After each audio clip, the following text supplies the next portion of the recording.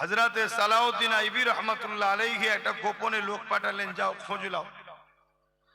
ওই গুপ্তচর এসে খবর দিচ্ছে, হুজুর 4 লক্ষ সৈন্য তরওয়ালকে হাতে নিয়ে মসজিদে আকসাকে পুরো ঘিরে রেখেছে, যাতে করে আমরা না দখল করতে পারি। কত? 4 লক্ষ। আর সালাউদ্দিন আইবির সৈন্য কত? 12,000। হযরতে সালাউদ্দিন আইবি শুনলেন, তাহাজ্জুদ নামাজ পড়লেন, একটু বিশ্রাম নিলেন, ফজরের ওয়াক্ত উঠলো, নামাজ পড়লো। হুজুর নামাজ পড়ে নিয়ে সৈন্যদেরকে ডাকলেন, আসো। 12,000 সৈন্য কাতারতে দাঁড়িয়ে গেলেন। সালাউদ্দিন আইবি বক্তব্য দিতে লাগলেন, আল্লাহর প্রশংসা, নবীর দরুদ পড়ে বলতে লাগলেন, এ আমার কওম, মওত সবার একদিন না একদিন হবে। ইসলাম অন্যায়ের বিরুদ্ধে ন্যায়ের পক্ষে লড়াই করতে বলেছে। আল্লাহর ঘর মসজিদকে সেলিবিয়ারা দখল করেছে। খবর পেলাম 4 লক্ষ সৈন্য দিয়ে মসজিদকে তারা ঘিরে রেখেছে, বন্দী করে রেখেছে। আমাদের সংখ্যা মাত্র 12,000। এই বিশাল ভয়ানক সৈন্যের মোকাবেলায় 12,000 সৈন্য নিয়ে 4 লক্ষর মোকাবেলা করা, আমি সালাউদ্দিন আইবি তোমাদেরকে জোর করব না। যার ইচ্ছা যাবে আমার সাথে যেতে পারো, যার ইচ্ছা যাবে ঘরে যেতে পারো। তবে আমি সালাউদ্দিন, আল্লাহর ঘর বেউজ্জতি হবে, আল্লাহর ঘর পরাধীন হয়ে থাকবে, আর আমি আরামে ঘুমাবো, আরামে থাকবো। এটা কখনো কিয়ামতের দিন মুখ দেখাতে পারবো না আল্লাহ রাসূলের কাছে। তাই আমি যাব। 12,000 সৈন্য আওয়াজ দিয়ে বলেছিল, এই সালাউদ্দিন আইবি, 4 লক্ষ কেন, 40 লক্ষ যদি থাকে, আল্লাহ ছাড়া দ্বিতীয় কাউকে আমরা ভয় করি না। আমরা সালাউদ্দিনের সৈন্য, আমরাও আপনাকে ছেড়ে যাব না। আপনার সাথে আমরাও আল্লাহর ঘরকে উদ্ধার করব। জোরে বলুন সুবহানাল্লাহ, আরো জোরে বলুন সুবহানাল্লাহ।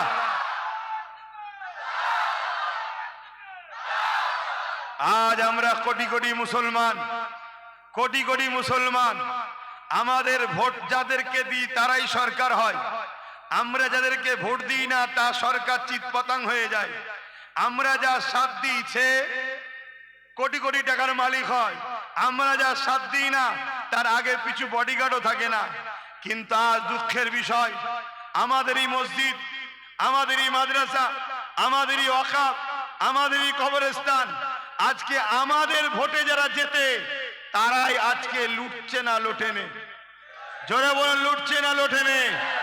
আজকে যে মুসলমানরা মসজিদের দুশ্মনকে সাথ দেবে, যে মুসলমানরা কবরস্থানের দুশ্মনকে সাথ দেবে, যে মুসলমানরা ওয়াকাফের দুশ্মনদের সাথ দেবে, যে মুসলমানরা নিজের বাপ দাদার কবরস্থানকে যারা বিক্রি করছে তাদের সাথ দেবে, আপনার কি মনে হয় জানি না, আল্লাহর কোরআন ও নবীর হাদিস অনুযায়ী ও মুসলিম ঘরে জন্ম নিয়েছে, ও মুসলিম সুরাতে একটা বেঈমান মুনাফিক ছাড়া দ্বিতীয় কিছু নয়। আপনারা কি একমত?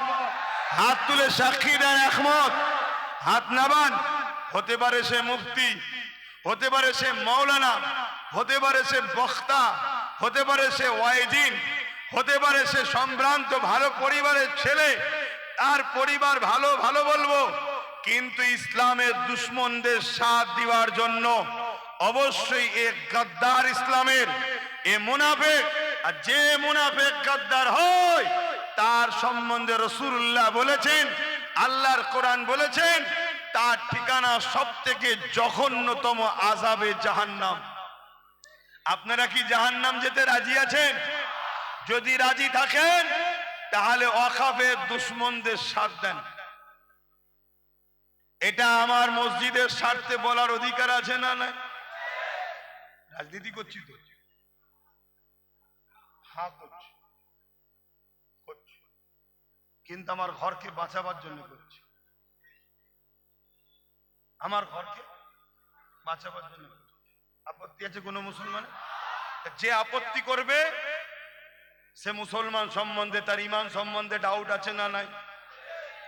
কিছু কিছু মুসলমানকে দেখো তো আমার ডাউট হয়, মাফ করবেন, তার গোড়াই গন্ডগোল, ডাউট হয়। মাথায় টুপি, মুখে দাঁড়িয়ে রেখে, হ্যাঁ, একে অপরকে আল্লাহ বলছে। দেখছেন না? দেখেন, তাহলে আমার ইসলামকে নিয়ে সেদিন বিদ্রোহ করা হয়েছে, আমার ইসলামের ক্ষতি। আই বাবা বস, কবে যে বড় হবি আল্লাহ জানে।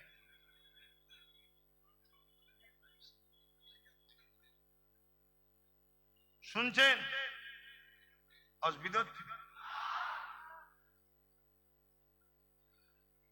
যুগে যুগে ঘটেছে, আজও ঘটছে, আগামীতেও ঘটবে। আবার বলছি, আমার লড়াই, আমার আওয়াজ, আমার ইসলাম। আমাকে হিন্দুদের বিরুদ্ধে, আদিবাসী, দলিত, সাঁওতাল, বাগদিদের বিরুদ্ধে লড়াই করার ইজাজত দেয়নি, আমি তাদের বিরুদ্ধে নয়। তারা ভুল করছে কি ঠিক করছে, তারা কি ধর্ম পালন করে, ও কৈফিয়ত লিবার আমার অধিকার নাই, আমি বানাইনি তাদেরকে। ও কৈফিয়ত আল্লাহ নেবে। হ্যাঁ, আমি ইসলামের সত্য মেসেজ মানুষের কাছে পৌঁছাই। আমি ইসলাম মানি। আপনি কি মানেন আপনার কাছে?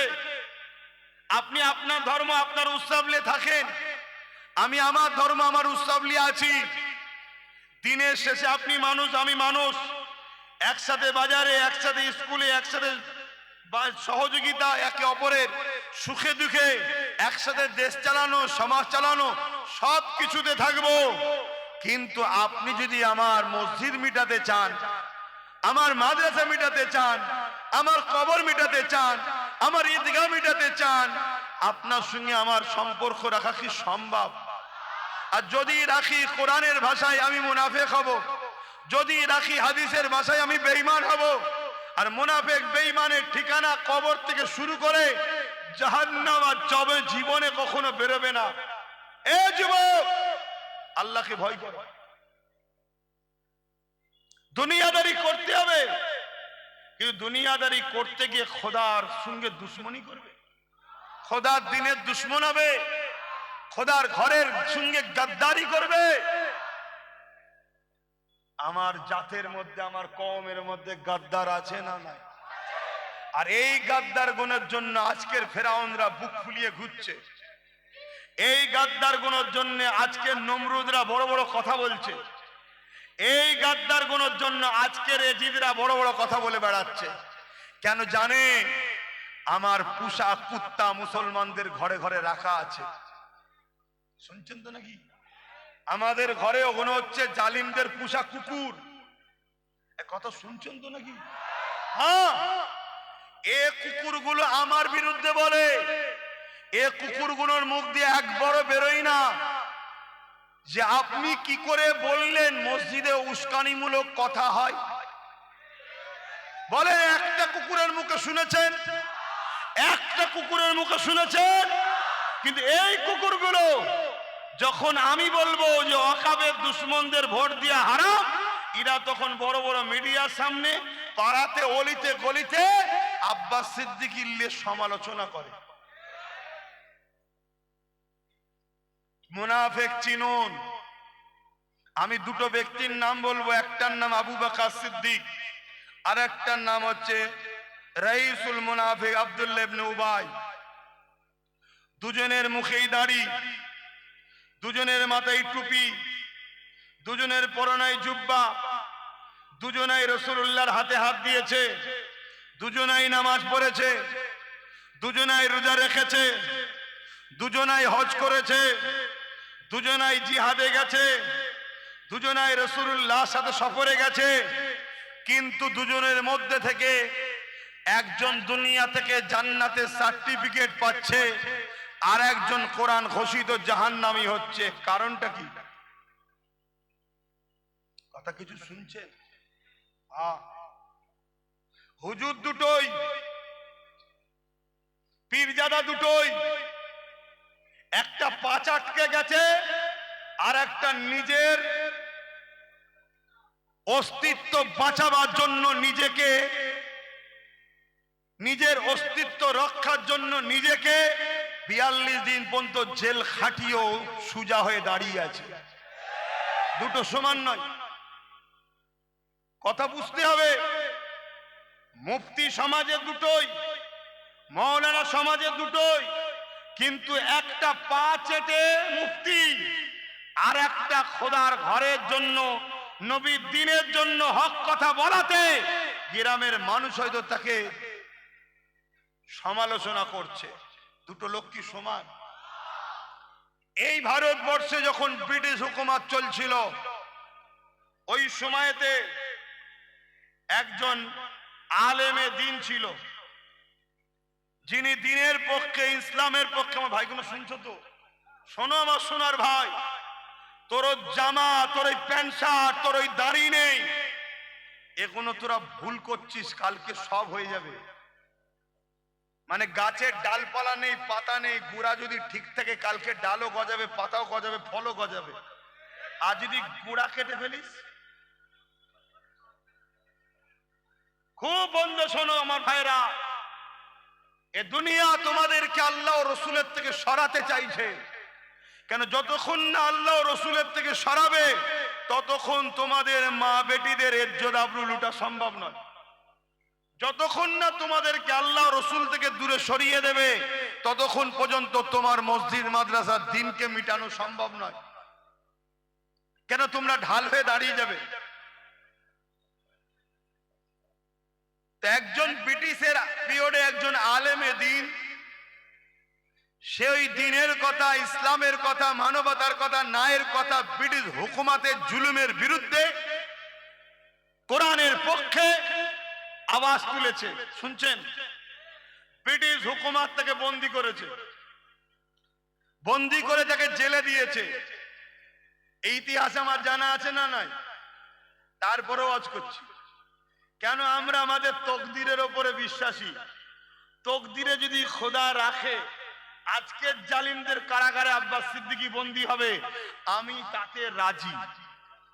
শুনছেন তো নাকি? কিন্তু জাহান্নামে যেতে আমি রাজি নই। খোদা, এইটুকু তোমার কাছে ভিক্ষা চাই, জাহান্নামে যেন না হয়ে যায়। বলুন আমিন।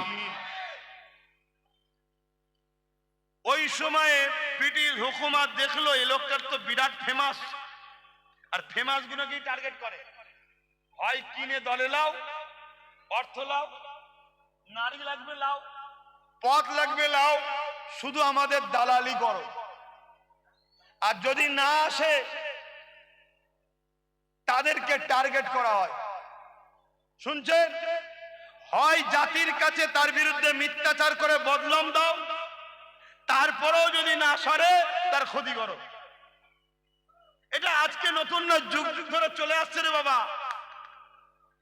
তো ওই সময় ওই উলামাকে মৃত্যুদণ্ডের ফাঁসির রায় দেওয়া হয়েছে। শুনছেন? কালকে ধরুন মৃত্যুদণ্ড হবে, আর আজকের রাত্রিরে আর একজন আলেম এসেছে জেলখানায়, এসে বলছে, ভাই তোমার তো কালকে ফাঁসি হবে, একটু কলেমা পড়ে লাও। তখন ওই যিনাকে বন্দি করেছে উলামা জিজ্ঞেস করছে, হারা ভাই, আমি তো কলেমার পক্ষে আছি বলেই তো ব্রিটিশ আমাকে বন্দি করেছে, তো তুই কলেমার পক্ষে, তোকে বন্দি করবে না? বলছে, আমি সরকারের পক্ষ থেকে মাইনে রাখা আছে। কিছু অজ বুঝছেন? কিছু অজ বুঝছেন? তাহলে আজকে সরকারের পক্ষে অনেক মুফতি মৌলানা বক্তা আছে না নাই? আবার অনেক মুফতি মৌলানা বক্তার পিছনে সরকার বিরোধী করছে না করে না? তাহলে সেই দিনও দুরকম ছিল, আজও দুরকম আছে না নাই? এটা বুঝতে হবে।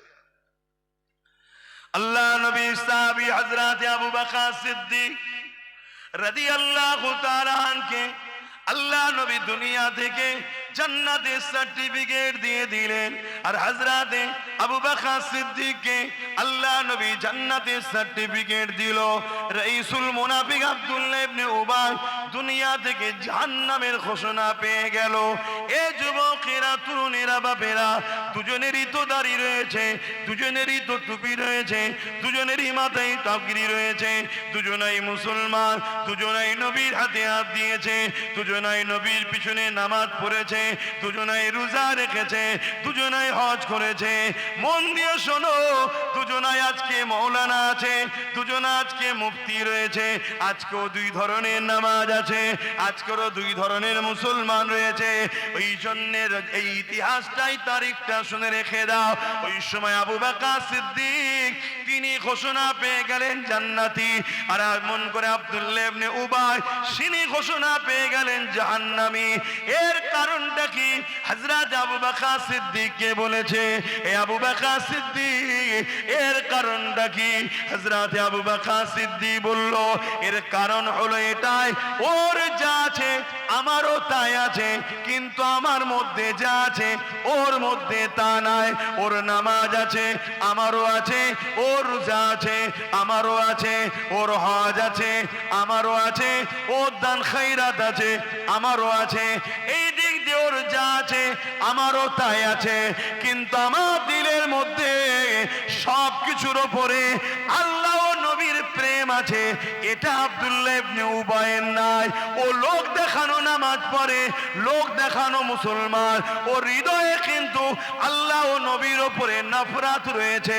ও সেজে আছে মুসলমান, আর আমি ইমানের দিক দিয়ে অন্তরের দিক দিয়ে মুসলমান, এই জন্য ও ঘোষণা হয়ে গেছে জাহান্নামী, আর আল্লাহ নবী আমাকে জান্নাতি ঘোষণা দিয়েছে। সিদ্দিক আকবরের কাতারে থাকবে না আব্দুল্লাহ ইবনে উবাইয়ের? কথা বলো, কথা বলো। দল দুটো, তিনটে নয়, দুটোই, একটা রহমানের একটা শয়তানের।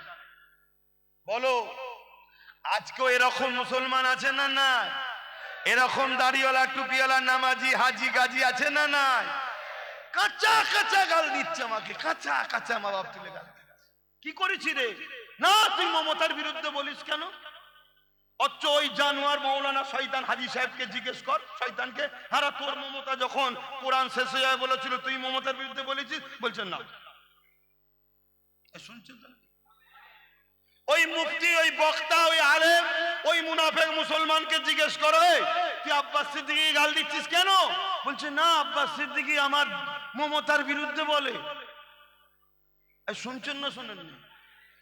আর ওদেরকে জিজ্ঞেস করো, যখন তোর মমতা বলেছিল মসজিদ মাদ্রাসা কবরস্থানের জন্য কেউ বাংলায় আন্দোলন করতে পারবে না, দিল্লি গিয়ে আন্দোলন করো, এখানে মসজিদের হয়ে কথা বললে, কবরস্থানের হয়ে কথা বললে, ঈদগার হয়ে কথা বললে সব থেকে বড় দুশ্মন আমি হব। এই মুনাফিক মুসলমানগুলো যারা আজকে আমায় গালি দিচ্ছে, এরা কি মমতার বিরুদ্ধে কথা বলেছিল? মুনাফিক চিনছো? এরা আমাদের পাড়ায় পাড়ায় ঢুকে শুধু একটাই কথা বলে, এদের কাছে দ্বিতীয় কোনো কথা নাই, একটাই কথা, কি? বিজেপি চলে আসবে। আচ্ছা, এই কথাটা কেন বলে? ভয় দেখালে কি লাভ? না, ভয় দেখালে লাভটা কি? শোনেন, ভয় খেলে দুটো জিনিস হয়। এক হচ্ছে ভয় খেলে ফাইসাল্লা ভুল হয়ে যায়, ঠিকভাবে ফাইসাল্লা নিতে ভিতুরা পারে না। দ্বিতীয় নম্বর কি? যখনই ভয় খাবেন তখন আপনি কি করবেন? মমতার কলেজে বসে থাকবেন। কথা শুনছেন? আমার কথা অসুবিধা হচ্ছে নাকি?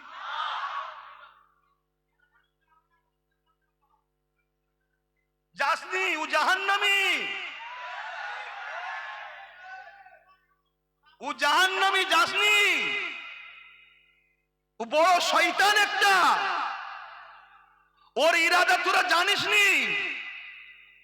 ও আস্তে আস্তে আস্তে আস্তে আস্তে আস্তে যেমন আল কেটে কেটে পরের জমিতে ঢোকে, ও আস্তে আস্তে আস্তে আস্তে আস্তে বিজেপিকে বাংলায় ঢুকাচ্ছে। একে চিনিসনি কত বড় শয়তানি?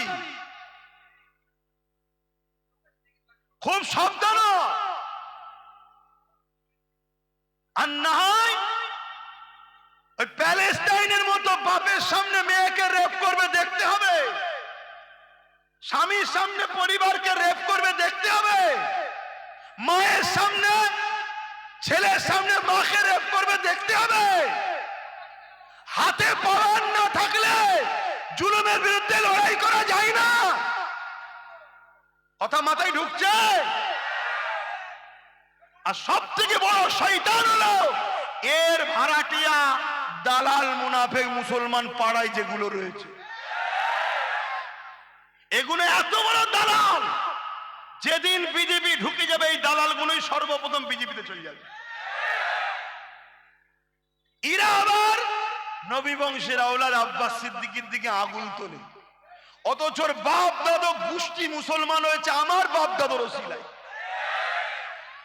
মসজিদ মাদ্রাসার দরদ দেখাচ্ছি, মসজিদ মাদ্রাসা বাংলায় তৈরি করা শিখিয়েছে আমার বাপ দাদু। তাহলে মসজিদ মাদ্রাসার উপরে দরদ আমাদের থাকবে না তো কাদের থাকবে? আমাকে লজিকে কথা বলেন। কৃষকদের বিরুদ্ধে কি বিজেপি বিল পাস করেছে? পাস হয়েছিল না হয়নি? সিএ বিল পাস হয়েছিল না হয়নি? ওয়াকাবের বিল পাস হয়েছে না হয়নি? এসআইআর এর বিল পাস হয়েছে না হয়নি? আর হঠাৎ করে গতকালকে 3টে বিল আটকে গেল কেন? গতকালকে 3টে বিল পাস করতে চেয়েছিল, খবর রাখো। কারা কারা জানো না একটু হাত তুলে সাক্ষী দাও, সত্য কথা বলো। এতগুলো লোক, তোমরা রাজনীতি সম্বন্ধে কোনো সচেতনই নেই, তোমাদের পিছনে কি প্ল্যান হচ্ছে তোমরা জানো না। তোমরা কি করো, কে 1000 টাকা দেবে দেখ আমি তাকে আসুনি, আমার কষ্ট হচ্ছে তোমাদের উপরে। যারা বলছে বিজেপি চলে আসবে, এরা যদি সত্যি বিজেপিকে রুখতে চাইতো তাহলে কমসে কম এই কথাটা বলতো মুসলিম আলেম উলামা মুসলমান গুলো, কি দাদা পীরের আওলাদ নওশাদ যখন 30 জায়গায় দিয়েছে, ওই 30টা জায়গায় নওশাদকে দে, বাকি জায়গায় আমাদেরকে দে। শুনছেন না শোনেন? কমসে কম এই কথাটুকু বলতো যে ও কমসে কম 2021-এ একটা ছিল বলে ওয়াকাফের বেলায় কেস করে কমসে কম ওয়াকাফটাকে এখনো রুখে রেখেছে, কমসে কম এসআইআর এর বিরুদ্ধে কেস করেছে, কমসে কম কোন জায়গায় গোরক্ষক বাহিনীরা যখন মারতো কেউ পাশে দাঁড়ায় না, ওই নওশাদ বাঁকুড়ার গোরক্ষক বাহিনীদের বিরুদ্ধে আন্দোলন করে অসহায় মজলুম মানুষদের পাশে দাঁড়িয়েছিল। 1 সপ্তাহের মধ্যে জালিমকে অ্যারেস্ট করতে বাধ্য হয়েছিল, এটা নওশাদের চাপে।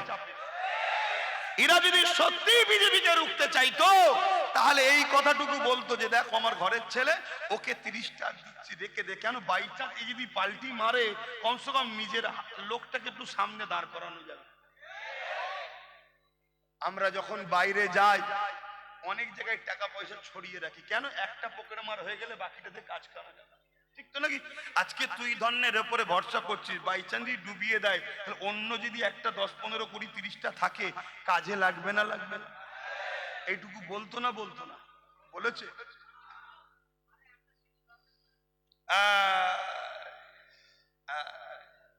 সব থেকে বড়, যদি আজকে বাংলায় মুসলমানদেরকে দিন রাত 24 ঘন্টা যদি গালিগালাজ নোংরা কথা বলে, তার নাম হলো শুভেন্দু অধিকারী। সত্য না মিথ্যা? তার ওখানে কটা থানা করেছে, উপরন্ত তার ওখানে টিএমসি যাকে ক্যান্ডিডেট করেছে গত 1 মাস আগে সে মুসলমানদের উপরে জুলুম করেছে, মুসলমানদের পিটিয়েছে। কিন্তু এলাকায় প্রচার করছে কি, যে ওখানে কেন ক্যান্ডিডেট দিল। শুনছেন না শোনেন? আরে ওইখানে কেন দিয়েছে জিজ্ঞেস করবি, ওকে উত্তর দেবে। কিন্তু আমার প্রশ্ন যেটা, সেটা হলো এই নন্দীগ্রামে তুই কটা থানা করেছিস? করেছে কি? আপনাদের এই ভাটপাড়া অর্জুন সিং আজানের বিরুদ্ধে কেস করলো, শুনেছেন? জানেন আজানের বিরুদ্ধে কেস করেছে, টিএমসি তাকে ওয়েলকাম জানিয়ে নিজের দলে নিয়েছে। 24-এ ওইখানে দাঁড়িয়ে কলকাতাতে মিটিং হচ্ছে, টিকিট দেয়নি বলে লাভ মেরে বিজেপিতে চলে গেছে। তারপরে আবার নিয়েছে, আবার লাভ মেরে চলে গেছে। সে যখন বলল ইসলামে নাকি রেপ করা ভালো কাজ, এই তোমরা সব রেপিস, ইসলাম রেপ করতে বলেছে? এত বড় একটা সাম্প্রদায়িক কথা বলল, তার বিরুদ্ধে এই সরকার কোনো ব্যবস্থা করেছে? দেখি রেখে লাভটা কি হচ্ছে? আমি আর একটু জিজ্ঞেস করছি, এই নদিয়ায় 4 পাস এক গেঁজাখোর মাতালখোর রয়েছে, সে বলল কোরআনের সূরা তাওবার 5 নম্বর আয়াতে নাকি হিংসা ছড়াচ্ছে, তার বিরুদ্ধে কয়েক হাজার মামলা হয়েছে, তাকে কি অ্যারেস্ট করেছে? আর একটা উকিল, তার একটু ফটো তোলার খুব শখ, সে একটুখানি কড়া কড়া কথা বলেছে, তাও কি মানুষের নাগরিকত্ব পাওয়ার জন্য, ভোটারদের পক্ষে, তাকে অ্যারেস্ট করে বলছে মেন কালপিটকে ধরে ফেলেছি। কথা কি খারাপ লাগছে? আচ্ছা, লাগলে ফিরে আসছে। তাহলে গত কালকে 3টে বিল পাস হতে গেছে, 3টে বিল পাস হয়নি, এই খবর আপনারা জানেন। তাহলে আপনারা রাজনীতি সম্বন্ধে সচেতনই নয়। এখন একটা প্রশ্ন হতে পারে যে হুজুর সবই ঠিক আছে, আপনি জলসা মাহফিলে এসে রাজনীতি করছেন কেন? আমার ধর্মে রাজনীতির শিক্ষা আছে না? না, তাই আমি আমার জাতিকে রাজনীতি সচেতন করাচ্ছি, এটা আমার ধর্মীয় অধিকার। কারো ধর্মে কি আছে না আছে আমি জানি না, কিন্তু আমার ধর্মে রাজনীতির অধ্যায় আছে। ধর্মনীতি, সমাজনীতি, পরিবার নীতি, রাজনীতি, রাষ্ট্রনীতি, সম্প্রীতি নীতি, মানববন্ধন নীতি, বিজনেস নীতি, সব ইসলামে আছে না নাই? নবী পাক সাহাবাদেরকে রাজনীতি শিক্ষা দিয়েছে না দেয়নি? রাজনীতি কি? দেশ ও দেশবাসীর সেবার নাম রাজনীতি। রাজনীতিটা কি? দেশ ও দেশবাসীর সেবা, ভালো কাজ না খারাপ কাজ। কিন্তু রাজনীতির নামে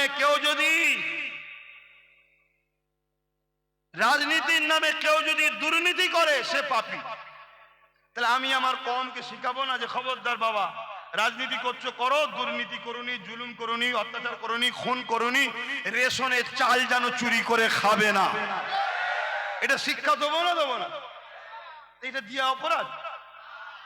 এবং এটাও তো বলবো, চুরি করা যেমন পাপ, চোরকে সাপোর্ট করা পাপ। খুন করা যেমন পাপ, খুনিকে সাপোর্ট করা তেমন পাপ। মসজিদ মাদ্রাসার বিরোধী করা যেমন পাপ, তাদেরকে সাপোর্ট করাটা পাপ। চাল চুরি করা যেমন পাপ, চোরকে সাপোর্ট করাটাও পাপ। এটা বলা কি ভুল হবে?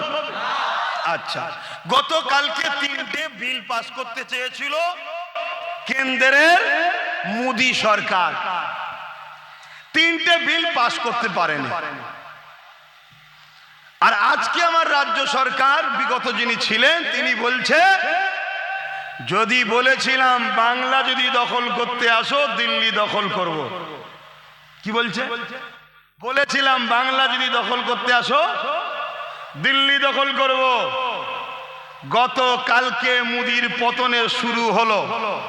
তার মানে কি হুমকি দিচ্ছে, তুই বাংলা দখল করার জন্য নাম কেটে বাদ দিয়েছিস, এত ফোর্স না পাচ্ছিস, শুনছেন? তুই যদি এখানে দখল করতে আসিস, আমি গত কালকে যেমন তোর বিলে সাপোর্ট করলাম না বলেই পাস করতে পারলিনি, তার আগে যতগুলো বিল করেছিস সাপোর্ট আমি করেছিলাম, তাই পাস হয়েছে। কথা মাথায় ঢুকছে?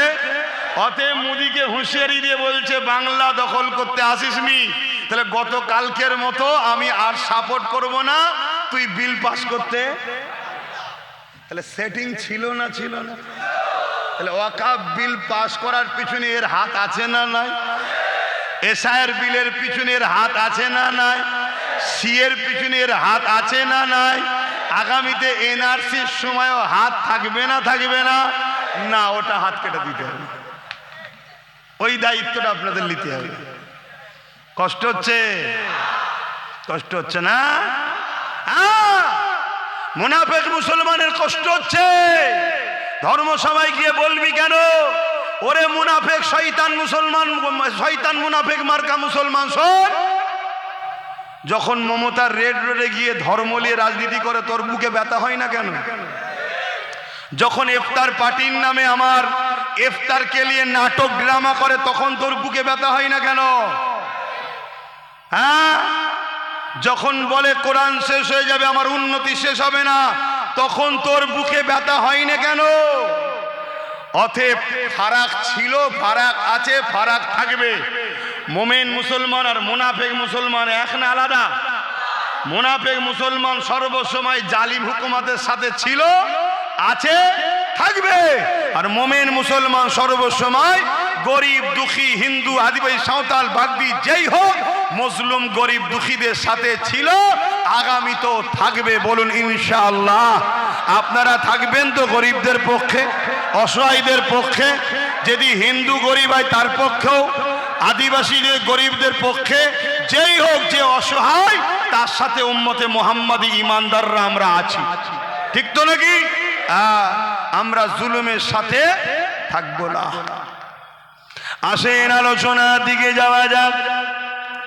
এ নওজওয়ানেরা, তরুণেরা, এ নবী পাকের প্রেমিকেরা, মন দিয়ে শুনে রেখে দেন, আল্লাহর কোরআনের জন্য আমার রাসূলুল্লাহ কত কষ্ট করেছে।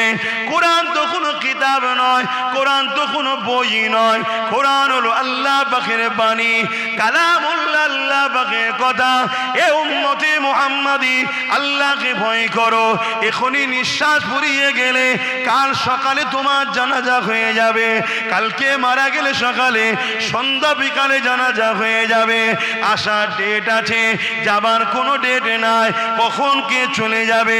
মন দিয়ে শুনে যাও, তোমাদেরকে বাঁচাবার চেষ্টা করছি। নাই মা কাল খেলো, বাপ কাল খেলো, কত জুলুম অত্যাচার আমার উপরে আজও হচ্ছে, কিভাবে আমাকে টর্চার করছে, তোমাদের কাছে তো আমি খুলি না, তোমাদের কাছে আমি শোনাতেও চাই না। কেননা আমার সমস্যা সমাধান যিনি করতে পারে সেই আল্লাহর কাছে আমি বলি, তিনি আমার জন্য যথেষ্ট ছিলেন, আছে, থাকবে।